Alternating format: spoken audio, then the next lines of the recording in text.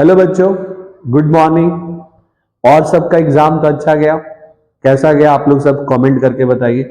और हम बार बार बोले थे कि एग्जाम में पैसेंस रखना चाहिए, क्वेश्चन को ध्यान से पढ़ना चाहिए, बताना नहीं चाहिए। और दूसरा हम बोले थे महा रिवीजन से जाना, पढ़ करके।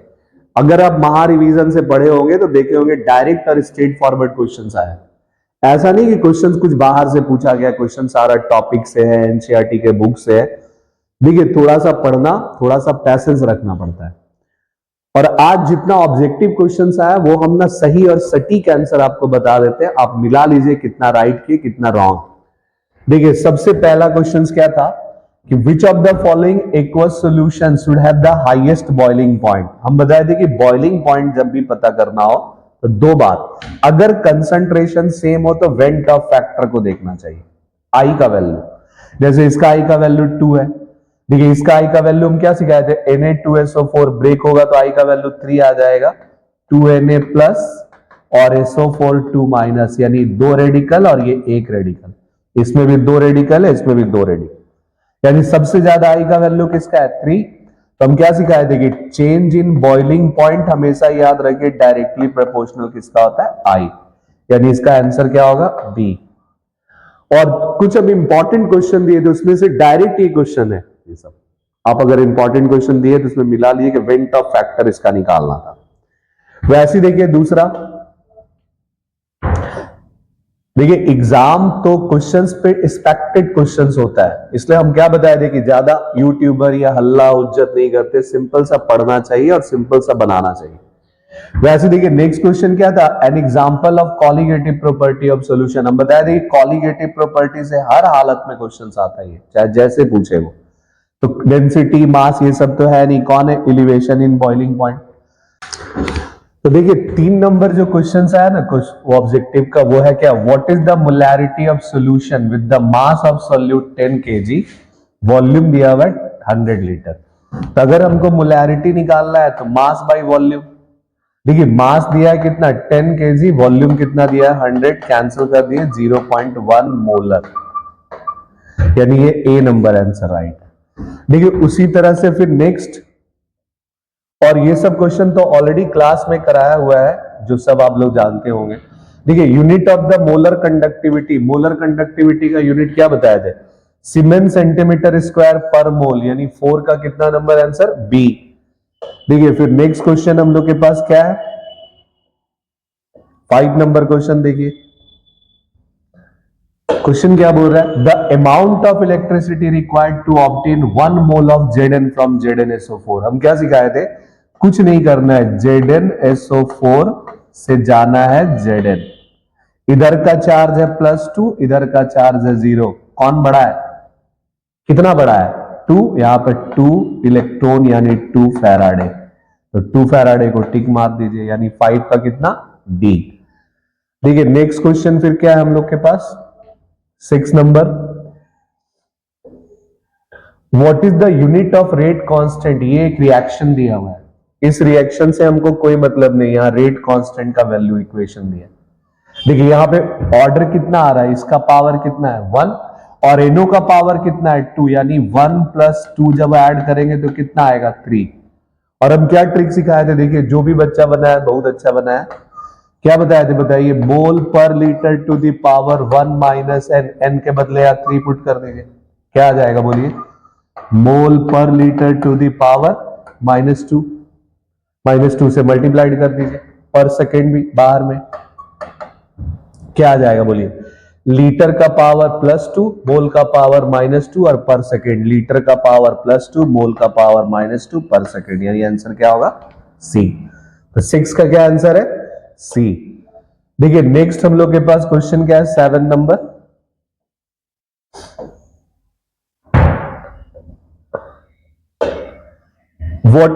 what is the concentration of reactant in a first order reaction।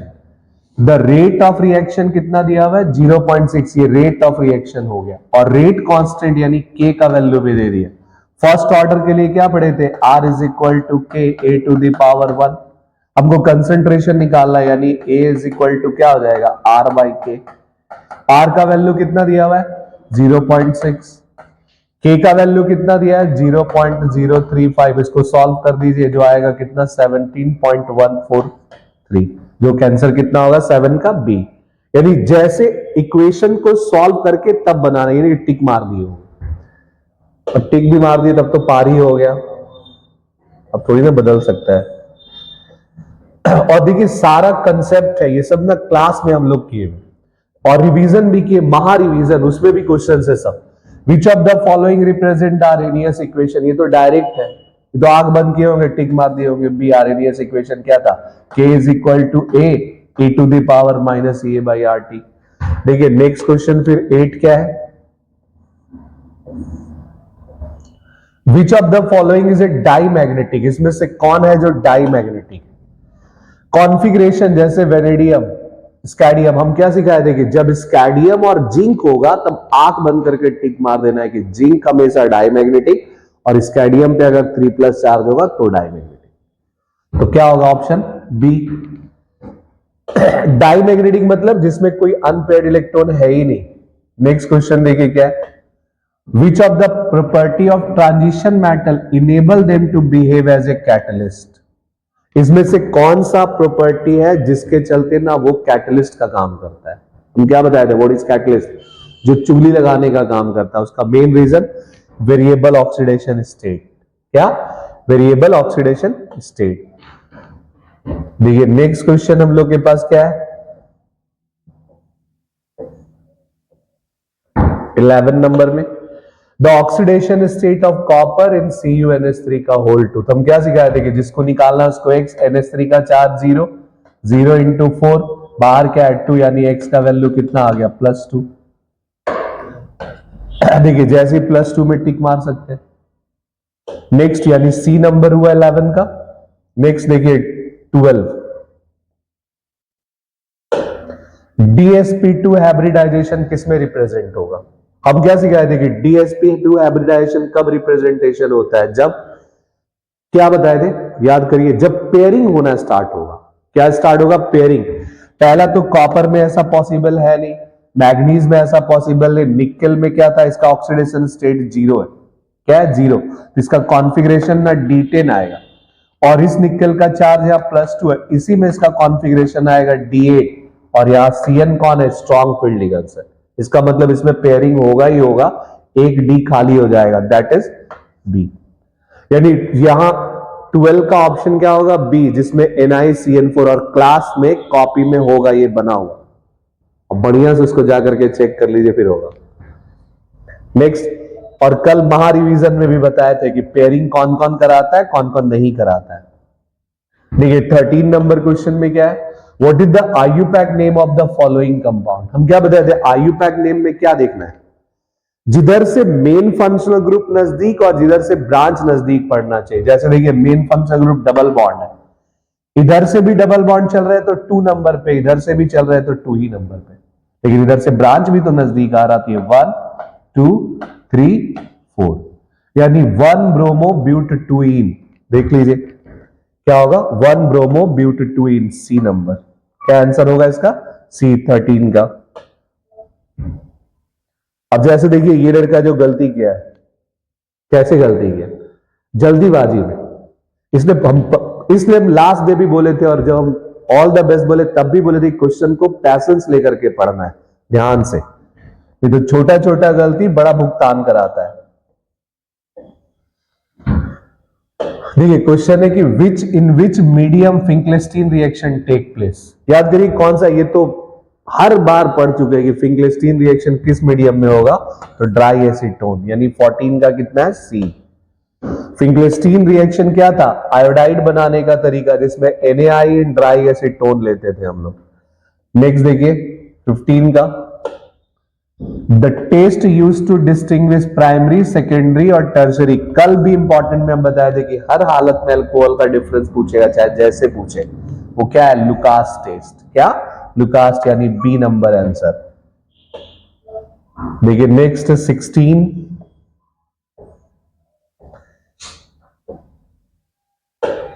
Ethyl alcohol को कॉपर के साथ ट्रीट कर रहे हैं, तो क्या फॉर्म करेगा। हम बताए थे कॉपर और 573 क्या है, it is a dehydrogenation, one step oxidation और अल्कोहल का जब भी एक बार ऑक्सीडेशन होगा तो एल्डिहाइड बनेगा, यानी ऑप्शन ए क्या फॉर्म करेगा, एसिटल्डिहाइड जो है CH3CHO plus H2 gas.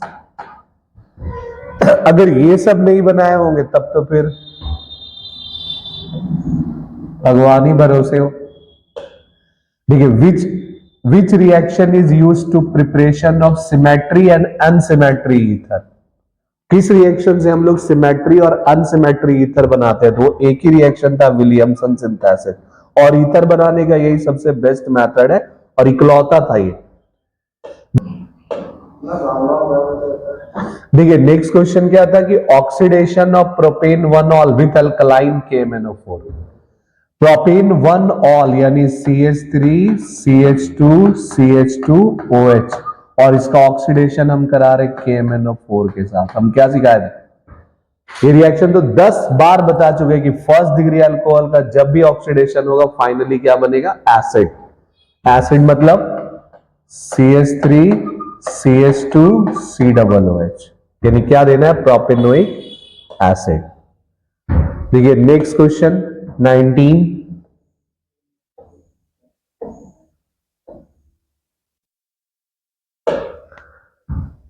The reaction हमको बताना है, ये क्या, क्लोरोफॉर्म और KOH, फिनॉल को क्लोरोफॉर्म और KOH के साथ ट्रीट करते हैं तो क्या नाम पड़ता है इस रिएक्शन का।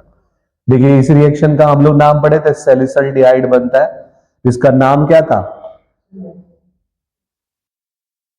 देखो आंसर इसमें भी नहीं करता।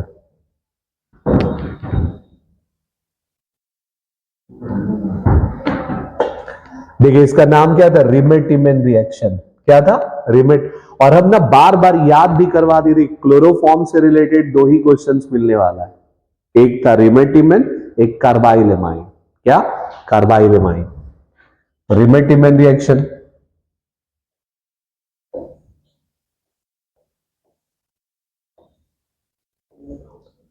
देखिए नेक्स्ट क्वेश्चन है, what is the relation between acidic strength of A and B, मतलब ये एक एसिड दिया और ये एक एसिड दिया, बताना इसमें से कौन सा रिलेशन राइट है, A equal to B, A greater than B, या A स्मॉलर देन B और A larger than B, much larger. हम क्या सिखाए थे, एसिडिक नेचर को जस्टिफाइड करना है तो चेक करिए कौन सा ग्रुप है, उससे इलेक्ट्रॉन EWG या EDG, इलेक्ट्रॉन छीनने वाला ग्रुप है कि देने वाला, प्लस आर या माइनस आर। तो आप बताए थे कि OCH3 ईथर है जो इलेक्ट्रॉन देने वाला ग्रुप, और NO2 ना इलेक्ट्रॉन छीनने वाला ग्रुप, और जैसे इलेक्ट्रॉन छीनने का ग्रुप आएगा तो एसिडिक कैरेक्टर इसका ज्यादा हो जाएगा, इसका एसिडिक कैरेक्टर कम, यानी B का एसिडिक कैरेक्टर A से ज्यादा है, यानी ऑप्शन क्या राइट है, C, क्या, C।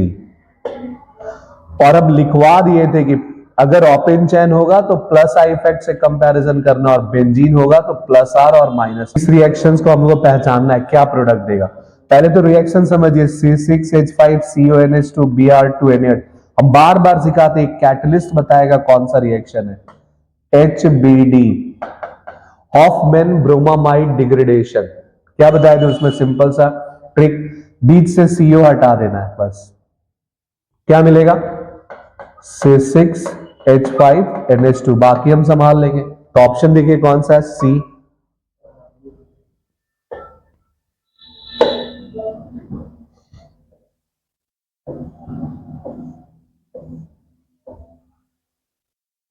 देखिए 22 number question, the test which distinguish to primary amine and secondary amine, हम कौन सा टेस्ट ले जिससे प्राइमरी और सेकेंडरी को अलग कर सकते हैं।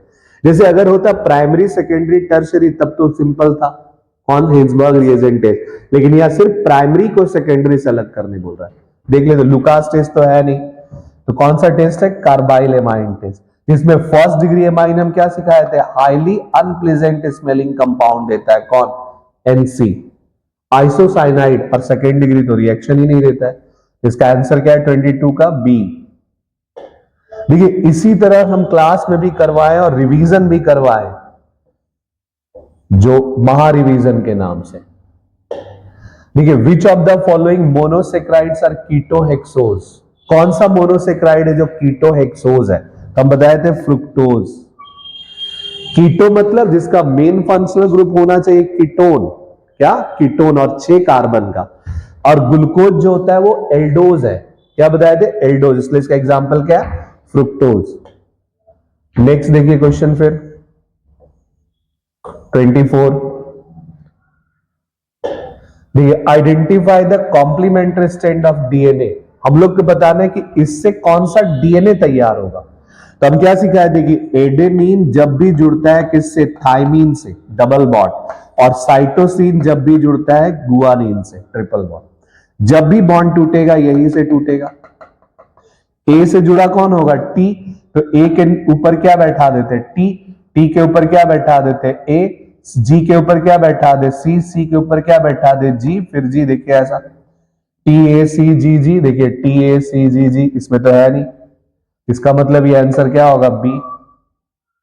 देखिए रेटिनॉल किस विटामिन का नाम, तो विटामिन ए, विटामिन ए का केमिकल नेम होता है रेटिनॉल। विटामिन सी का केमिकल नेम क्या बताया था, स्कारबिक एसिड। इस तरह देखिए सारा